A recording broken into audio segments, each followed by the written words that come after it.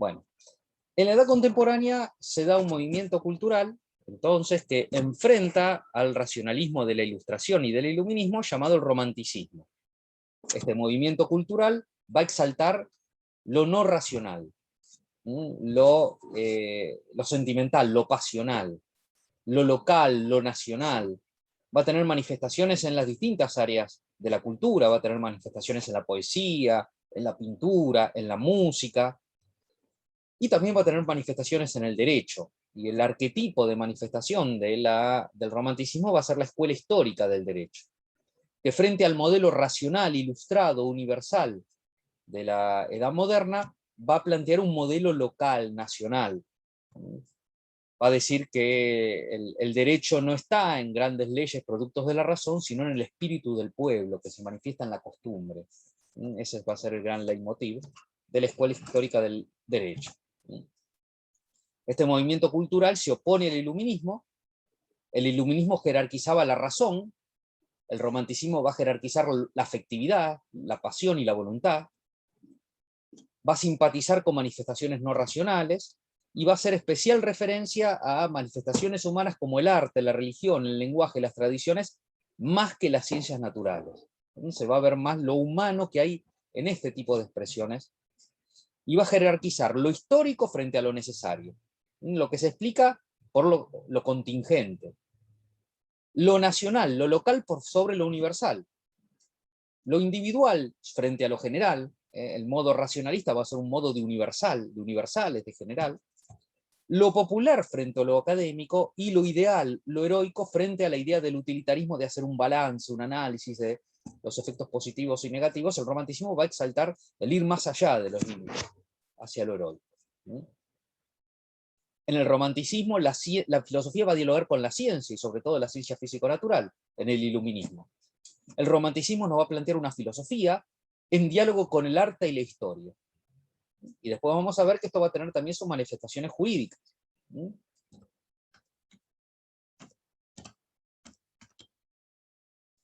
Entre estas manifestaciones jurídicas, para poder entender la manifestación jurídica que va a ser la escuela histórica del derecho, viene bien analizar un poquito, tener una aproximación a lo que era el derecho de Prusia.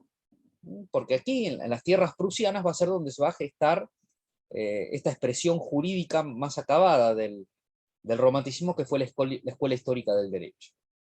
Durante el siglo XIX, Prusia era un reino que desde el punto de vista jurídico presentaba un gran desorden de distintas normas jurídicas superpuestas, porque había tensión entre las fuentes de las normas jurídicas. Porque por un lado existían las costumbres germánicas, de los pueblos germánicos. Por otro lado existían las fuentes romanas, porque había penetrado un poco la romanización, y además los funcionarios prusianos estudiaban en las universidades europeas donde se enseñaba derecho romano, sobre todo en la Universidad de Bolonia. Las fuentes canónicas, fruto primero de la Iglesia Católica y después de la Iglesia Luterana. Y las fuentes feudales, las normas feudales, fruto de la expresión del feudalismo que todavía existía en Prusia. Entonces, frente a esta situación, digamos, de normas incluso contradictorias, de fuentes contradictorias, porque teniendo una inspiración en ideales diferentes, algunos juristas van a plantear: tenemos que recoger, tenemos que traer a Prusia los desarrollos jurídicos del iluminismo francés. Este modo racional de pensar el derecho que desarrollaron los teóricos del derecho natural en Francia, y que después, de alguna manera, se plasmó en el Código de Napoleón. Para entender esta tensión que existía en Prusia y en su manera de ver el derecho, viene bien ver un poquitito los antecedentes de lo que fue la ley territorial prusiana. Una especie de código que no fue un verdadero código, porque fue más bien una codificación, que tuvo lugar en Prusia antes del Código de Napoleón. Como yo les mencioné recién, en Prusia había una pluralidad de fuentes y de sistemas jurídicos que entraban en contradicción. Porque había principios, ideas, reglas y sentencias que provenían de los tribunales prusianos, fundadas en el derecho romano, que habían estudiado los funcionarios en las universidades, sobre todo en Bolonia, un derecho romano con una tendencia individualista. el derecho romano está fundado sobre la propiedad privada y sobre la libertad del contrato. Y una tendencia universal, la idea que era ese derecho romano cristalizado en el Código de Justiniano, o en el corpus de Justiniano, porque no es un verdadero código, allí estaba la solución para los problemas de cualquier lugar. Se enfrentaban con las fuentes de origen germánico, con las costumbres propias de Prusia, y las tradiciones que existían en los distintos lugares, y las normas locales, que tenían una tendencia local y comunitaria, no individualista. Una tendencia más para pensar en el interés común y no en la libertad individual. Que chocaban con el derecho feudal también, que era jerárquico, y con el derecho canónico. Aunque la tensión más importante era entre el derecho romano y las tradiciones germánicas. Esta tensión se puso de manifiesto en 1779 en un proceso que llevó adelante un molinero, Johann Arnold. Resulta que una vez el rey, el emperador de Prusia, salió de su palacio y encontró que estaban al lado de la ruta el molinero Arnold, haciendo como una especie de protesta. Y ahí averiguó qué le había pasado a este hombre, a este molinero, a este súbdito. Resulta que el molinero tenía un vecino aristócrata, un vecino noble. Y este vecino, las aguas que alimentaban el molino de agua que tenía este molinero, venían del campo del vecino, que vivía aguas arriba. Este vecino aristócrata quiso construir un vivero. Y para construir el vivero, construyó un pequeño dique que estancó el agua y le quitó al caudal, al flujo de agua, como para poder mover el molino del molinero. Y entonces el molinero ya no tenía, no podía seguir produciendo con su molino. Y entonces le inició un juicio el aristócrata, al vecino, diciendo: me ha perjudicado, ha hecho el dique y no ha dejado que el agua llegue a mi campo, que está aguas abajo. El caso fue resuelto por un tribunal que pertenecía a la Cámara del Rey, un tribunal real. El tribunal real, sus funcionarios habían estudiado en las universidades europeas, habían estudiado el derecho romano y afianzaron la idea del derecho de propiedad. El aristócrata lo hizo dentro de su propiedad. Y el derecho de propiedad da a cada uno la facultad de poder disponer, usar y alterarlo como cada uno le plazca. Y entonces el molinero no tiene ningún reclamo, porque no hizo obras sobre su campo, sobre el del molinero, sino sobre el del aristócrata. Cuando el rey se entera de todo este relato, se escandaliza. Era fuertemente contrario a la idea germánica, prusiana, de la comunidad. ¿Cómo un vecino va a hacer algo en perjuicio del otro vecino y no importar? Si somos todos parte de Prusia, si somos todos vecinos. Entonces casa la sentencia y revoca la decisión y resuelve a favor de Arnold, inspirándose en las costumbres germánicas. Y los manda a detener a los jueces que habían resuelto lo contrario, los destituye y los condena a pagar con sus bienes los daños causados al molinero Arnold. Vemos la situación y cómo entra en conflicto una manera de ver el derecho como otra manera de ver el derecho en Prusia en 1789, o sea, 35 años antes del Código Civil. Y para que esto quede claro, el emperador manda reunir en una ley las principales disposiciones y normas del derecho de Prusia. La Ley Territorial Prusiana de 1794, que tiene una introducción, una primera parte de derecho individual y una segunda parte que refiere a la persona en sus relaciones sociales, que trata de la persona como miembro de la familia, la persona como miembro de un feudo, de una clase feudal, y la persona como miembro del Estado. Lo que tiene de particular esta ley territorial es que mete en la misma estructura normativa, en el mismo cuerpo normativo, tanto aspectos de lo que hoy llamamos derecho privado como de los que llamamos derecho público. Todo reunido allí, pero sin sistematizar. A raíz de eso no se puede decir que sea un código.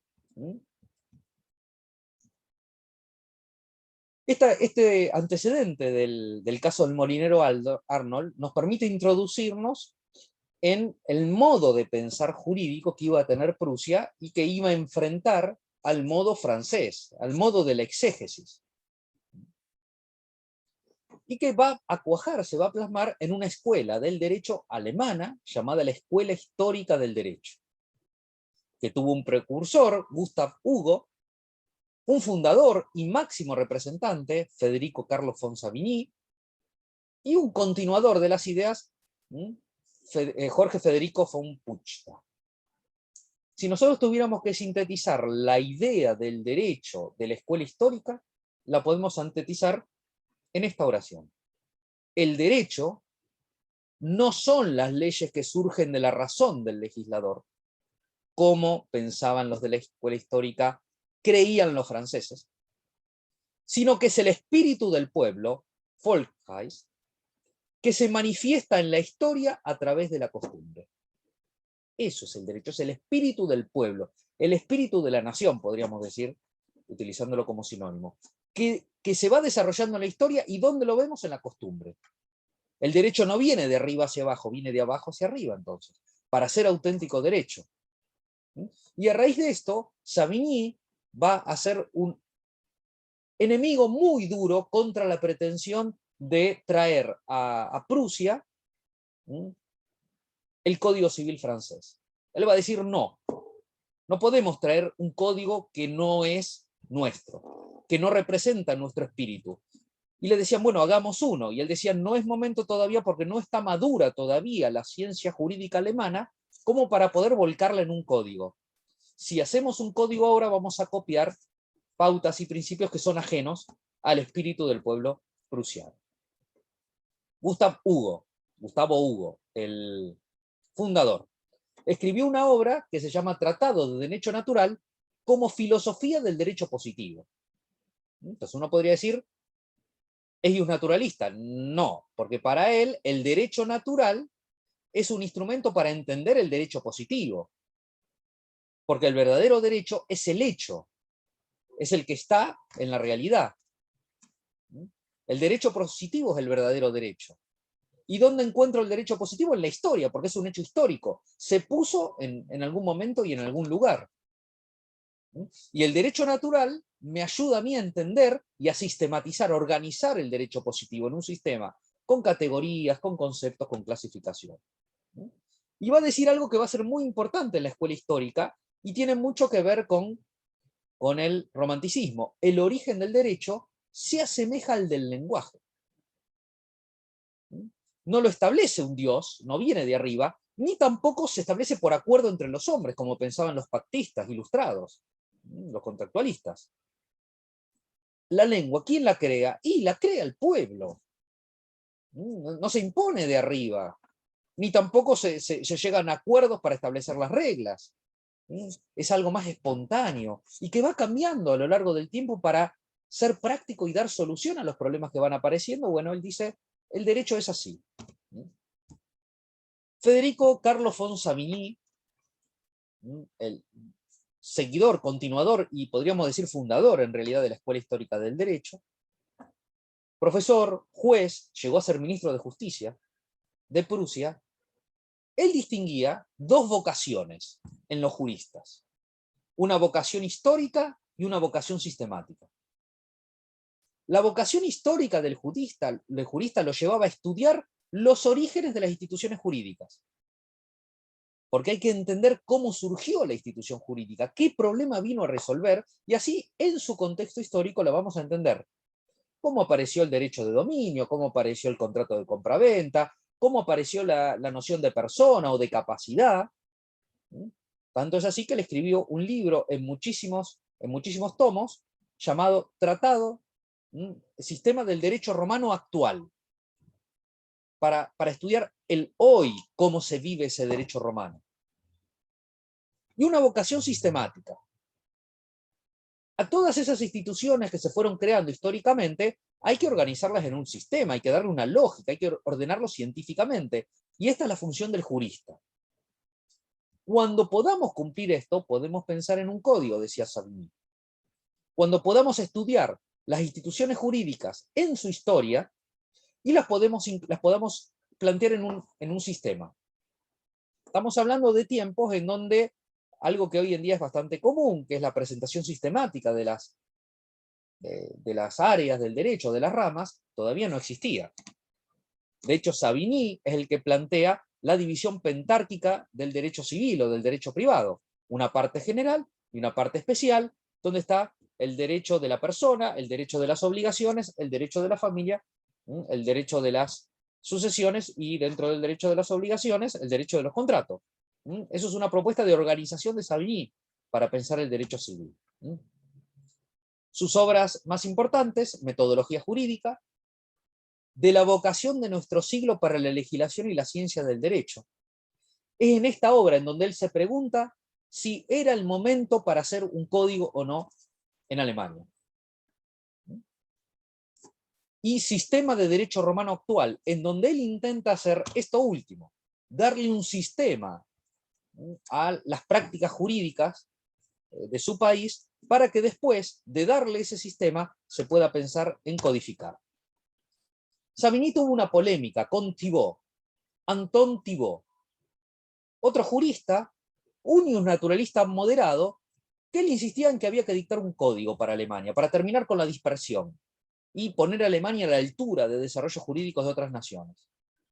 Él decía, según pues te toque, te resuelve de una manera o de otra, porque no tenemos un código que unifique. El derecho romano, decía él, que está en este momento, no se acomoda al pueblo alemán, y por eso necesitamos una ley clara, precisa y exhaustiva, donde esté todo allí, que le podamos colocar a los jueces para que los jueces tengan que regirse por ellos y tener soluciones acordes con las necesidades del pueblo alemán y no arbitrarias. ¿Qué le dice Savigny? El derecho debe adecuarse a cada pueblo. No es una obra de la razón. Es como el idioma. La ciencia jurídica alemana todavía no tiene un desarrollo científico, no ha desarrollado suficiente, estudiado y sistematizado el derecho alemán como para codificarlo en un sistema jurídico. No está lista todavía. Tiene cierta analogía la polémica con Thibaut con una polémica que hubo también en nuestro país, entre Dalmacio Vélez Arfield y por un lado Alberdi y también Vicente Fidel López, que cuestionaban a Vélez Arfield de no haber hecho un código civil que se ajuste a las tradiciones nacionales. Vélez Arfield le respondió diciéndole que si se ponían a ver las citas del Código Civil, iban a ir al Código Civil argentino y iban a encontrar un montón de citas a las partidas de Alfonso el Sabio de España y a legislación castellana, que era la que regía en ese momento, como para responder que en realidad no copió códigos extranjeros Vélez Arfield, sino que los adaptó a lo que era el derecho vigente. ¿Qué piensa Savigny que es el derecho? El origen del derecho está en los usos y las costumbres, porque así se manifiesta el espíritu del pueblo. Tiene una fuerza interior el derecho, que desde el punto de vista político está en la vida social, pero que necesita un elemento técnico, que está en la vida científica, se lo dan los juristas a esta organización técnica. Y la ley, dice él, es un auxiliar de la costumbre, es una ayuda de la costumbre. Porque la costumbre puede traer mucha incertidumbre, porque no puede estar muy clara cuál es, o estar indeterminada. Entonces la ley reduce la incertidumbre y la indeterminación complementando la costumbre. Pero el centro del derecho es la costumbre. Entonces es totalmente lo contrario a lo cual nosotros estamos habituados, porque hemos heredado la teoría jurídica que viene de la exégesis, para lo cual la costumbre no es derecho si la ley no manda la costumbre. Donde la primacía la tiene la ley y la costumbre es subsidiaria, es secundaria, frente a la propuesta de la escuela histórica, que es que no, la costumbre tiene que ser la fuente más importante del derecho. Codificar el derecho es bueno, pero antes de poder codificarlo tenemos que hacer una recopilación de todas las normas vigentes, para tenerlas claras. Armar manuales sistematizando esas soluciones, con categorías, conceptos, clasificaciones. Hay que elaborar científicamente el derecho, teniendo en cuenta el material histórico que tenemos, y después, recién, se puede codificar. En este sentido, Savigny oponía dos maneras de pensar el derecho, como lo piensa la escuela no histórica y como lo piensa la escuela histórica. Para la escuela no histórica, cada época crea su derecho con libertad y según su albedrío, sin conexión con el pasado, de una manera absoluta. Para la escuela histórica no es así. Cada época es continuación y desarrollo de los tiempos pasados. El hombre, la persona, no puede existir separado de la comunidad ni de la historia. Y entonces el derecho no puede ser visto como algo que es creado e instaurado por una época desconectada del pasado y concebiendo un individuo desconectado de su comunidad, como lo mira la parte histórica. En sus primeras obras, Savigny parece plantear que la justicia, la dimensión diquelógica, se identifica con lo que pasa, con la historia, siguiéndolo a Hugo. Pero en sus últimas obras, él abre la posibilidad de que haya reglas de moralidad en el derecho, que él lo vinculaba con principios cristianos, que eran los principios predominantes, y que no se identificarían con lo que sucede, como terminaba ocurriendo en Hugo, en el precursor de esta escuela, que terminaba justificando la esclavitud porque había sido establecido por las normas de su tiempo. Savigny es famoso también y ha pasado a la historia del pensamiento jurídico por su teoría de la interpretación. Con esta idea de que el derecho es el espíritu del pueblo, reconoce en el derecho un espíritu y va a llevar esa idea a la interpretación planteando que interpretar supone descubrir el espíritu de la ley. No solo su texto, sino también su espíritu. Y recomponer el espíritu de la ley supone reconstruir la ley en la inteligencia del legislador. Tratar de edificarla de nuevo tal cual estaba en la inteligencia del legislador. Y para eso, plantea Savigny, nos tenemos que valer de 4 elementos. El elemento gramatical, el texto de la ley; el elemento lógico, la finalidad de la ley; el elemento histórico, lo que ocurría en el momento de la ley; y el elemento sistemático, cómo se inserta la ley en el ordenamiento. Solo que Savigny no dice cómo vincular estos elementos, cuál tiene que prevalecer cuando son contradictorios. Simplemente plantea los elementos, pero es algo que ha quedado en la teoría jurídica, y que la mayoría de los teóricos lo sostienen. Continuador de la escuela histórica después de Savigny, Jorge von Puchta, que escribió obras sobre la costumbre, sobre el derecho consuetudinario. Él desarrolla esta idea del Volksgeist, de que el derecho es el espíritu del pueblo, pero considera el espíritu del pueblo como una idea que se va manifestando en la historia. Cuando veamos Hegel vamos a ver el perfil idealista. Y es el que expresa esa síntesis de la escuela histórica en la oración: el derecho es el espíritu del pueblo que se manifiesta en la historia a través de la costumbre.